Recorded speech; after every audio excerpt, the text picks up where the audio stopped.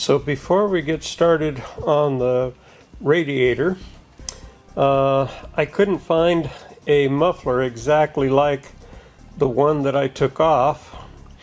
So I took the muffler off of my son's Jeep and installed that and rerouted the vacuum modulator.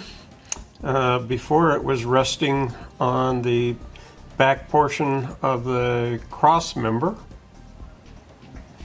And while I was under here, I noticed that the transmission cooler lines ran right beside the exhaust pipe on one side, and then on the other side it ran right beside the headers instead of trying to get away from it and being tucked under the or into the frame rail.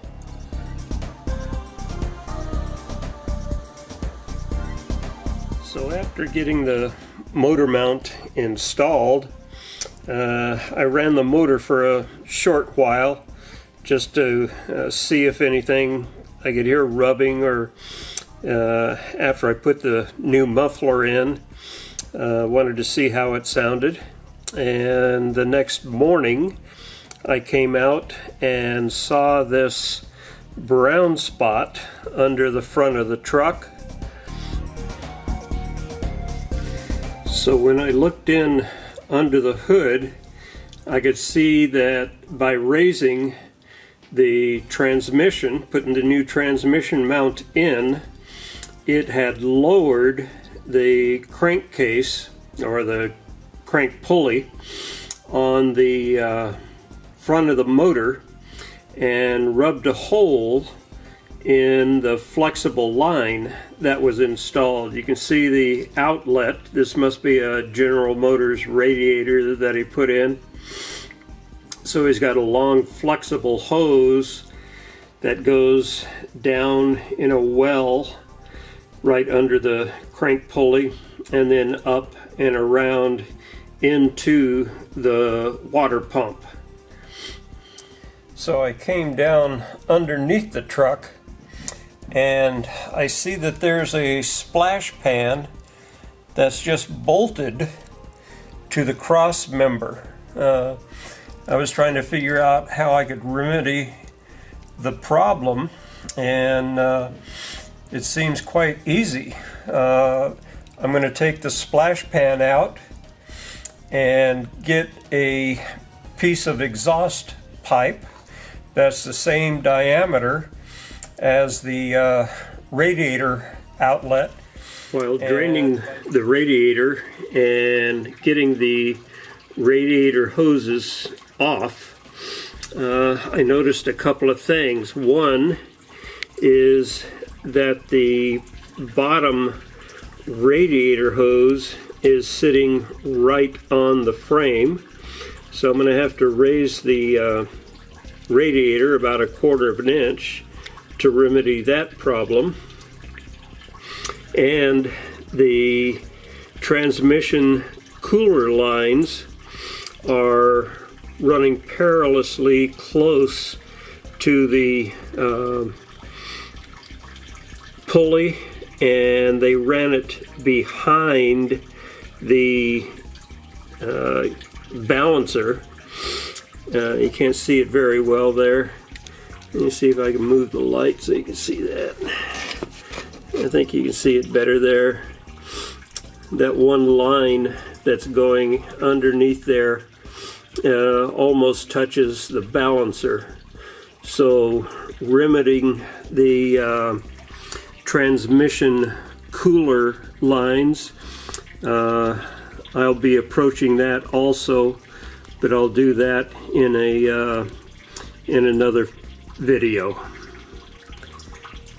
After getting the hose off, I see that apparently the previous owner had the same problem. You can see the lower line on the hose. It's kind of rusty in there. So apparently they had the same problem, but it didn't wear through, or maybe it did with the rust in there. And apparently they elected to do nothing about it. And the one on the top is the one that I created all by myself by putting the transmission mount in. After getting the radiator out, I blew all the bugs out with an air hose and back flushed it, and then did a cursory straightening of all of the fins. These are the bottom radiator mounts as they came off of the truck, and I need to raise these 1/4 of an inch. So I'll show you these after I get done with that modification. And here they are completed. You'll notice that all of the bolts and spacers are welded in place. I had these two pieces of round bar stock. I was going to raise the radiator 1/4 inch, but I had those two pieces of 1-inch bar stock, 1 inch long, so I decided what the hey. I got the lower mounts bolted into the frame and then installed the radiator, and then made a yoke to secure the upper portion of the radiator.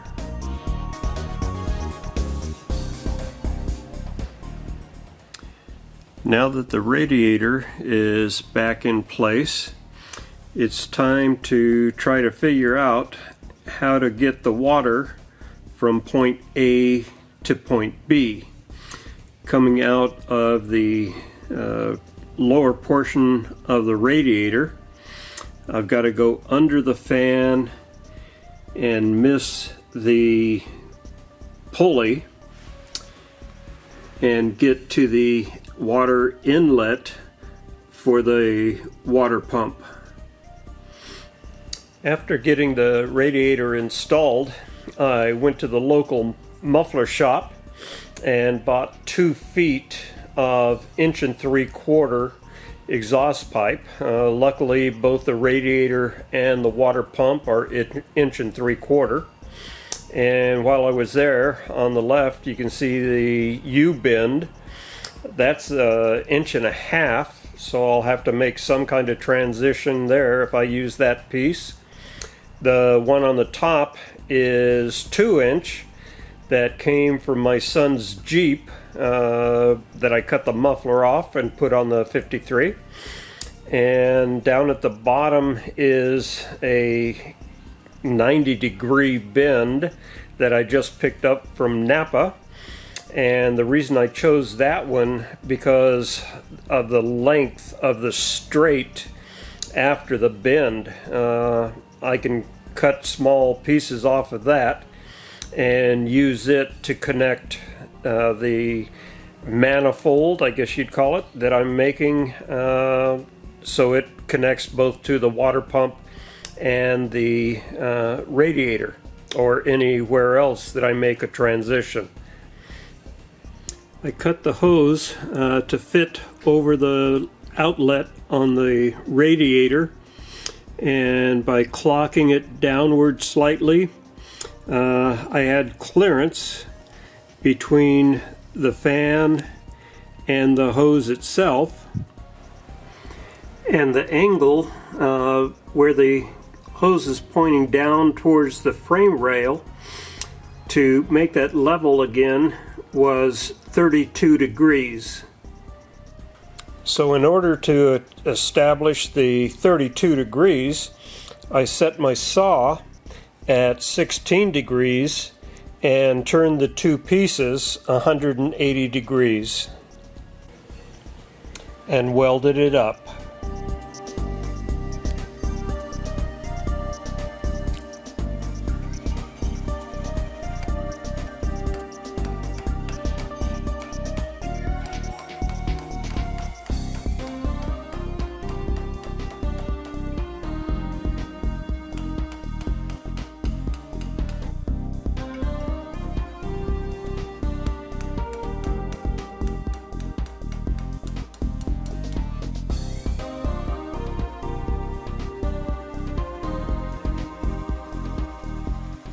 Now that I've got the passenger side started, coming out of the radiator itself, I took a piece of the 2-inch exhaust pipe and welded a short piece of the 1 3/4 to it, and with an educated guess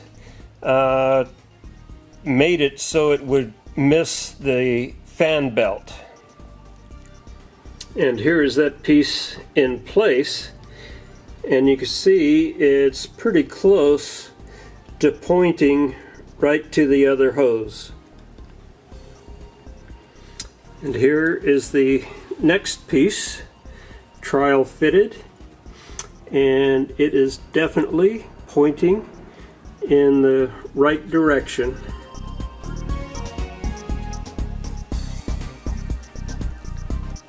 So here is the finished part. The 2 ends are off of the 2 feet of 1 3/4 exhaust pipe that I got from the muffler shop, and the 2 bends are from the tailpipe of my son's Jeep. And here it is installed, and it fits perfectly. No clearance problems anywhere.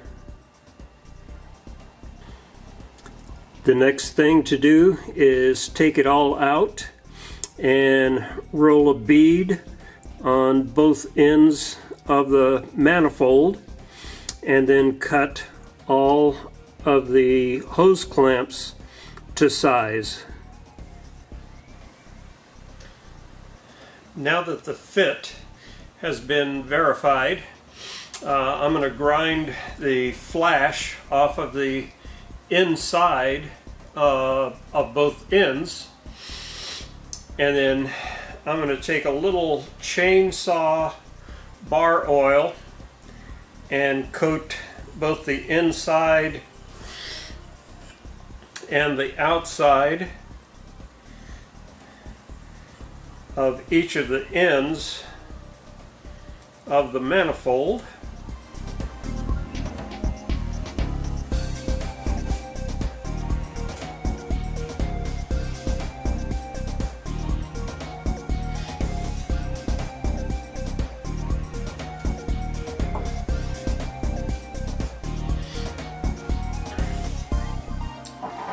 And with using a bead roller I got back in the 60s, we're going to put a bead around here to make it so the hose clamp won't slide off.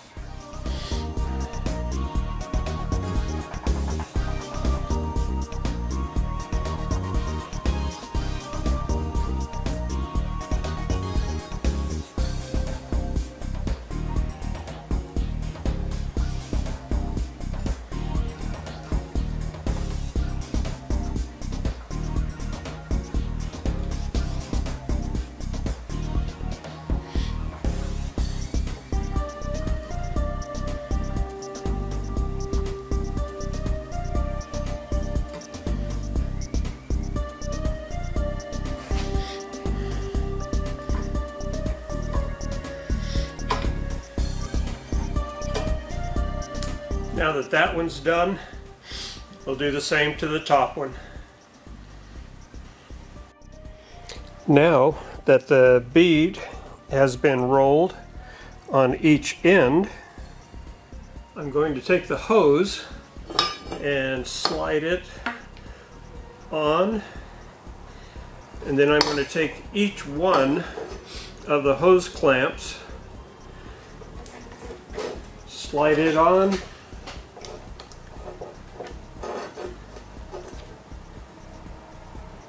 and tighten it down.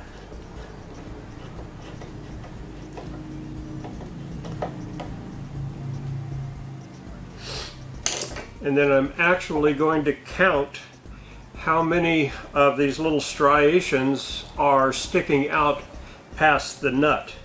I don't like to see more than 3 sticking out on any hose clamp. I see a lot of cars at car shows and stuff, really nice engine bay, and you have these tags hanging out there. It just bugs the heck out of me. So I'm going to count the how many striations there are, and 3 out from that I'm going to cut with the pair of tin snips.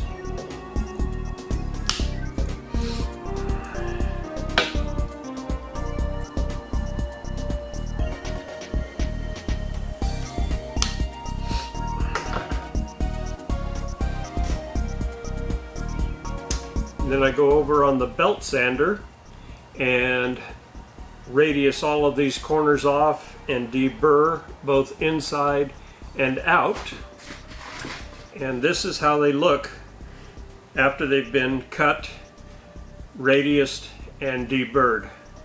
Now I'm going to do that to the other 3. And when I get that done, we'll put it back on the truck. Yes, I hear you. And you're saying, well, Jerry, why don't you just go out and buy some hose clamps? Well, I've got hose clamps of every size, brand new, but I feel that these would not be in keeping with the 53.